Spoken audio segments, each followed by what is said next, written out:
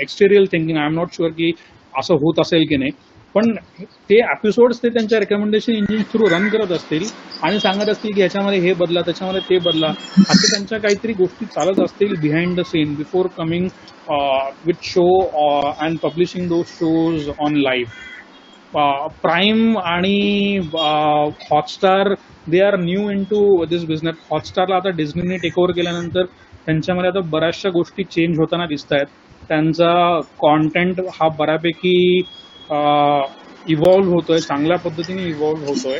आणि हॉटस्टारला जेव्हा डिझनीने take over केल्यानंतर पहिली गोष्ट काय केली असेल तर जिओ फेन्सिंग करून घेतलं ॲपचं. जिओ फेन्सिंग म्हणजे काय की इंडियाच्या बाहेर तुम्ही जर इंडियन सबस्क्रायबर असाल आणि तुम्ही मलेशियामध्ये जाऊन जर तुम्ही ते कॉन्टेंट सबस्क्राईब करायचा प्रयत्न करत असाल किंवा व्ह्यू करायचा प्रयत्न करत असाल तर ते तुम्हाला करता येणार नाही. ह्याला आमच्या भाषेमध्ये ह्याला आम्ही जिओ फेन्सिंग म्हणतो. आता सगळेच हे जे ओटीटी प्लॅटफॉर्म आहेत हे तुम्हाला content Jio fencing based provide करतात. तुम्ही जर इंडियामध्ये असाल तर तुम्हाला नेटफ्लिक्स इंडिया कॉन्टेंट प्रोव्हाइड करेल. हेच जर तुम्ही मोबाईल फोन घेऊन और तुमचा डिव्हाइस घेऊन if you go to any other country तर तुमचं कॉन्टेंट रिकमेंडेशन हे बदलून जाईल. पण हे रिस्ट्रिक्शन्स गव्हर्नमेंटचे आहेत की त्या कंपन्यांचा स्ट्रॅटेजी? कंपन्यांची स्ट्रॅटेजी असते, कारण की तुमच्या पॉप्युलेशनला काय आवडतंय तिथल्या त्यानुसार ते तुम्हाला गोष्टी पुश करत जातात. बिकॉज आता समजा तू लेट्स से तू इथून सिंगापूरला गेला तर सिंगापूरमध्ये तू एकटा आहे जो इंडियन आलाय, बाहेरून आलाय, तर तुला जो मास पब्लिक जे आहे ते सिंगापोरियन आहे, तर त्या मास पब्लिकनुसार तुला कॉन्टेंट रेकमेंडेशन मिळेल. आता याच्यामध्ये असंही असतं की ज्यांच्याकडनं ह्यांनी कॉन्टेंट क्युरेट केले त्या कंपनीजना डिस्ट्रीब्युशनचा हक्क आहे का त्या जिओ फेन्सिंग एरियामध्ये, हा पण एक गोष्ट असते. कारण की समजा लेट्स से मी आता मलेशियामध्ये होतो त्यावेळेस मॉडर्न फॅमिली नावाची एक सिरियल आहे, ती त्याचे कॉपीराइट्स नेटफ्लिक्सकडे होते मलेशियामध्ये. इंडियामध्ये त्या सिरीजचे कॉपीराइट हे हॉटस्टारकडे आहे.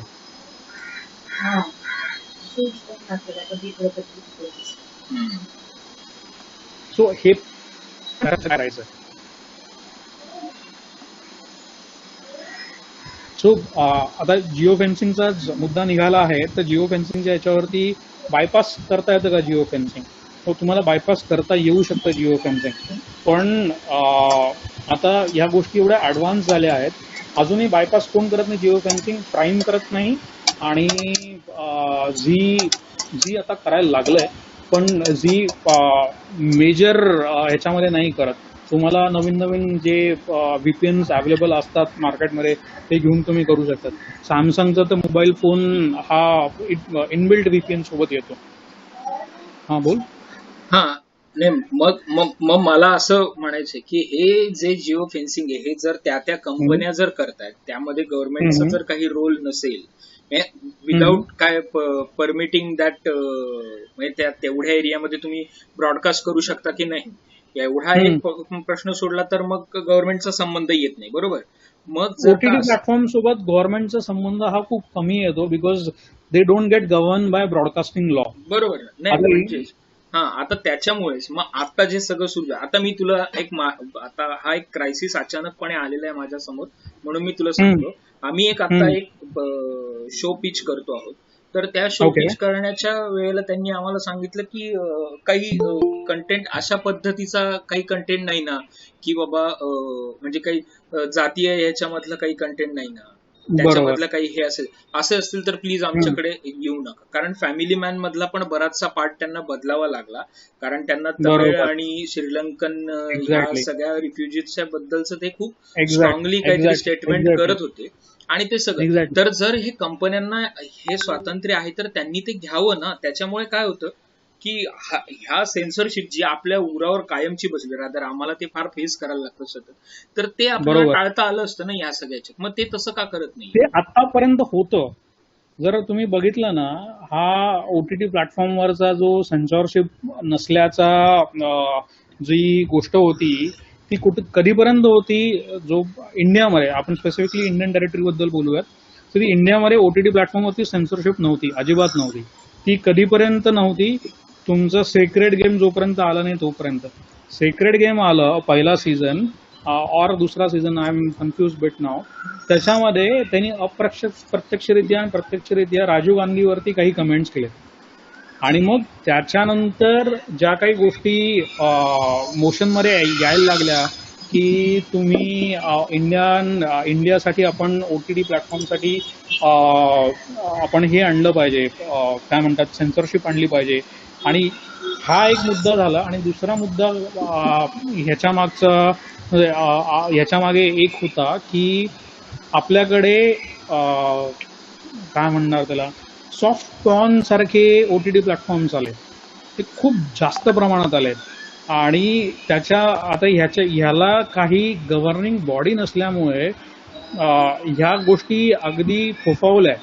आणि याच्यामध्ये बरेचसे चांगले मीडिया हाऊसेस पण आहेत. फॉर एक्झाम्पल आपलं ते बालाजी टेलिफिल्म्स, अल्ट बालाजी नावाची जी प्लॅटफॉर्म आहे, ALT नावाचा त्यांचा जो प्लॅटफॉर्म आहे, त्याच्यावरती एकच सिरीज चांगली आहे. टेस्ट केस नावाची एक सिरीज आहे निमृत कौरची, तेवढी एकच सिरीज चांगली आहे, बाकी सगळा कचरा आहे त्या प्लॅटफॉर्मवरती. सो या ज्या गोष्टी येत गेल्या आणि वाहत गेल्या, आणि या लोकांना काही सेन्सॉरशिप नसल्यामुळे ना या लोकांनी कुठेही हात घालायला सुरुवात केली.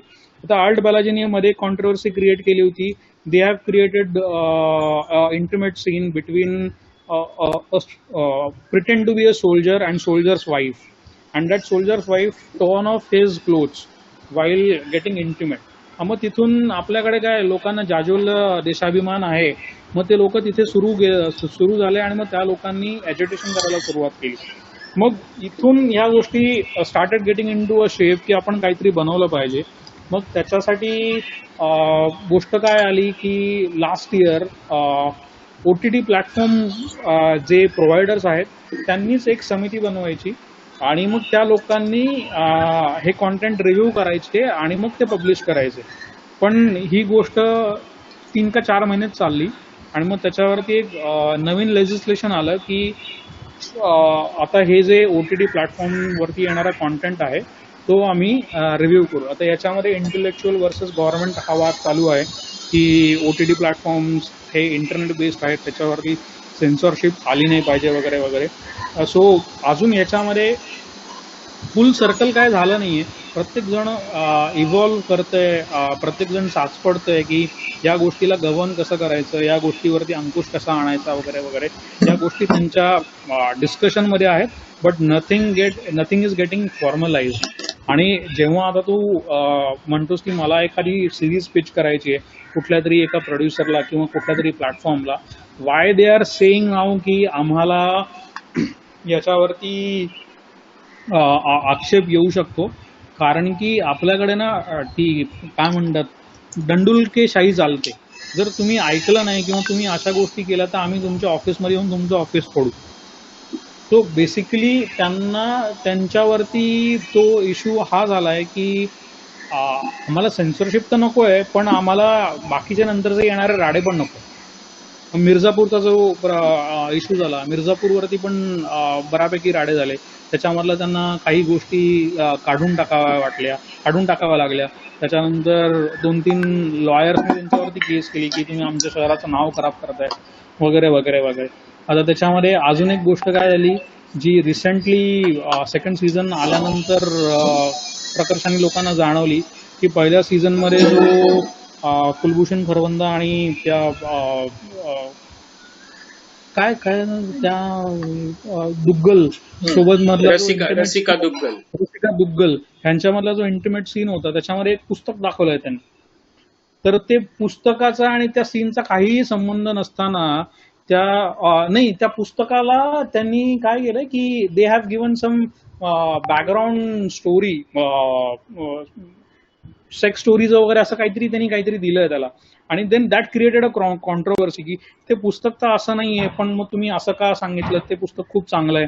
So that created another controversy. So now people are getting in to mostly the production houses or the OTT platform offices are getting scared of this issue की लोक येऊन आम्हाला त्रास देतील. ऍज अ इंडिव्हिज्युअल मी ऑफिस रन करतोय तर मला त्याचा त्रास नाही झाला पाहिजे. That's why people are getting cautious की तुम्ही जेव्हा येताल कुठला शो घेऊन त्याच्यामध्ये तुम्ही जातीयता त्याच्यानंतर देशभक्ती राष्ट्रभक्ती ह्याला ठेच पोहोचेल असं काय करू नका. Yes yes. बरं, बाय द वे 5:40 माझा झालेले आहेत. अनुप, माझा एक प्रश्न आहे. हा, बोल ना. तर आपण जरा घड्याळाकडे पण बघूया. Okay, continue Anup. Sorry. Let's say माझा एक जीमेल आयडी आहे हम्म. फुल आहे.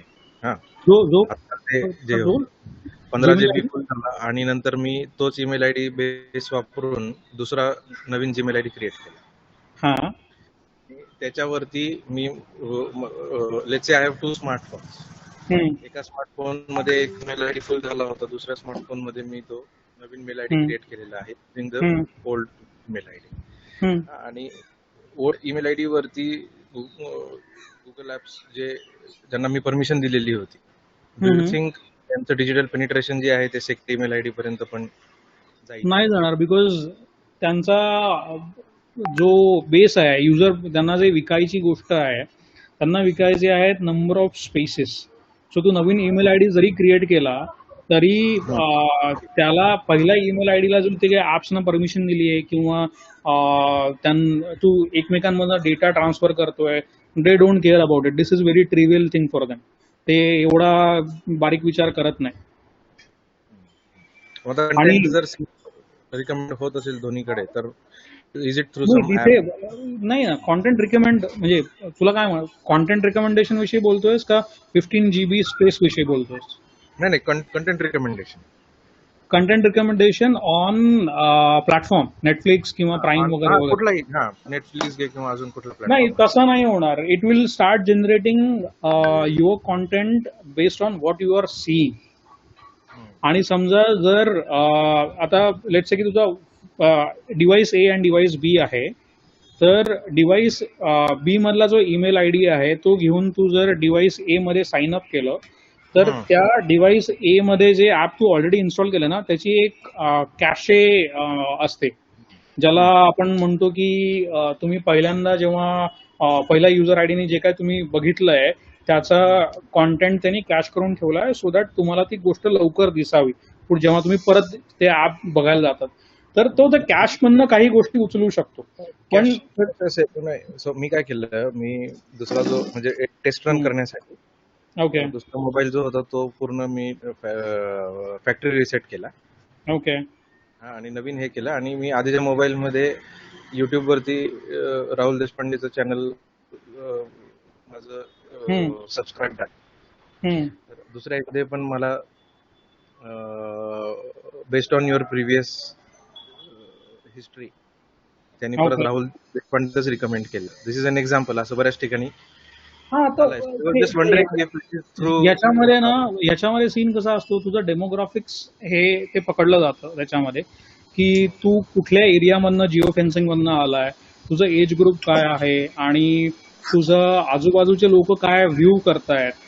तू जेव्हा कुठलीही गोष्ट काय म्हणतात सर्च करतो बघतोस तेव्हा तुझा IP शेअर केला जातो त्या सर्व्हिस प्रोव्हायडर सोबत. मग तो IP वरनं आम्ही काय फाइंड आउट करतो की हा IP कुठल्या शहरामधला आहे, त्याचं जिओ लोकेशन काय आहे त्या IPचं.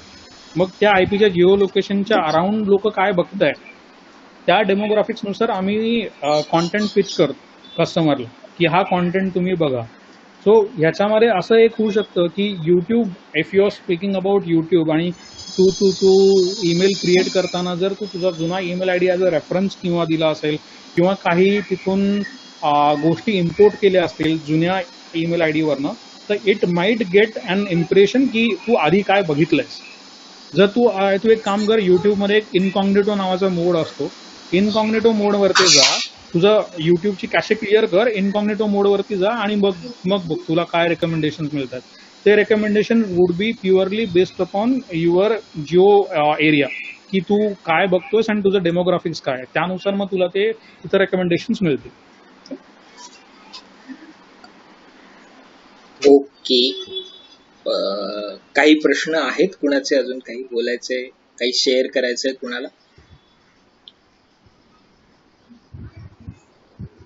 नसेल तर माझ्याकडे पुढचा एक मुद्दा आहे, which is the last thing that I wanted to share, की व्हॉट्सअप तो करून आपण समअप करूया, ओके. कारण इट्स ऑलरेडी. सो माझा जो करंट प्लॅटफॉर्म आहे ज्याच्यावरती मी काम करतोय तो व्हॉट्सअप बेस्ड चॅटबॉट वरती मी काम करतो. सो आपला आत्ताचा जो मुद्दा होता काही महिन्यांपूर्वीचा, 2 महिन्यांपूर्वीचा, व्हॉट्सअप प्रायव्हसी आणि व्हॉट्सअपवरती फेसबुक काय करणार आहे आणि त्याच्याविषयी मला काही मुद्दे मांडायचे होते आणि त्याच्यावरती थोडंसं लक्ष प्रकाशित करायचं होतं. सो तुम्हाला OTT वरती काही क्वेश्चन्स नसतील किंवा OTT विषयीची जिज्ञासा संपली असेल तर will move on to the WhatsApp. करायचं मूव्ह ऑन व्हॉट्सअपवर? Yes yes yes. Okay. So माझा आत्ताचा जो प्लॅटफॉर्म आहे तो मी व्हॉट्सअपवरती चालवतो मलेशियन कस्टमरसाठी, सेम ॲस्ट्रोसाठी.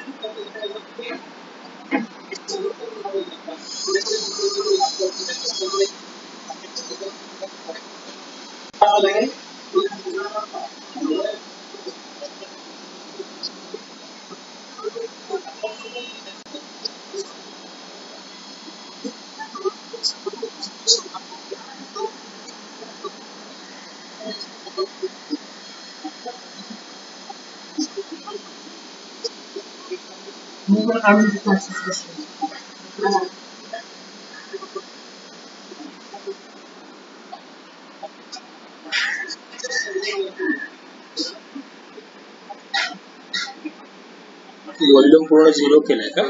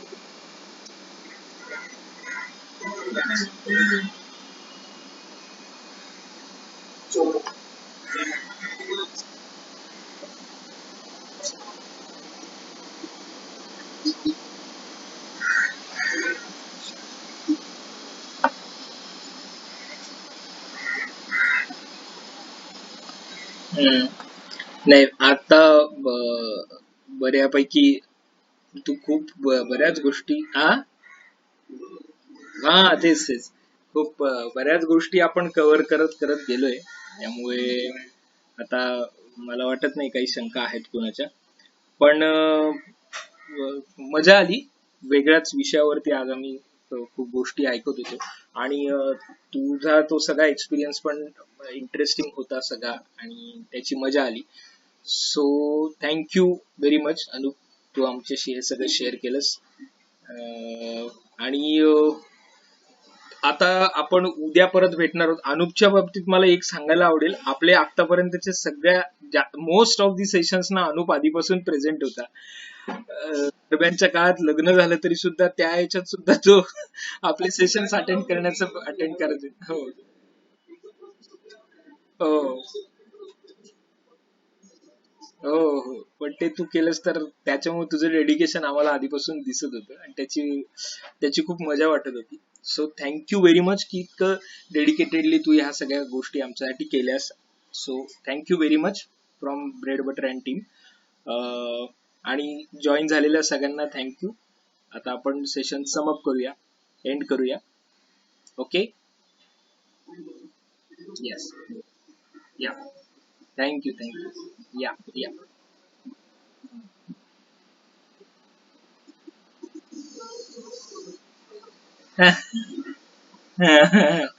चल, okay, yeah, bye bye bye bye bye.